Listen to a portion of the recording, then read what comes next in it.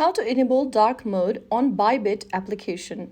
Hi everyone, welcome back to Trading for Beginners. If you are using Bybit and want a darker, more comfortable viewing experience, then dark mode can help reduce eye strain, especially when trading or browsing at night.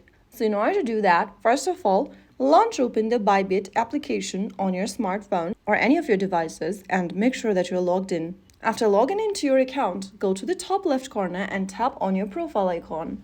You'll then end up in this profile section where you need to click on the year icon at the top right corner.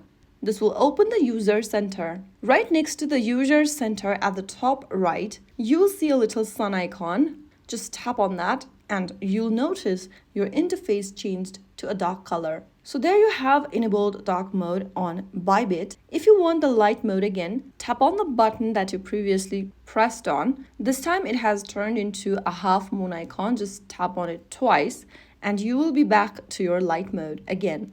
So that is how you enable dark mode in Bybit application using your smartphone. If you found the video helpful, don't forget to like, share and subscribe to our channel. I will be back again in the next video. Stay tuned and thanks for watching.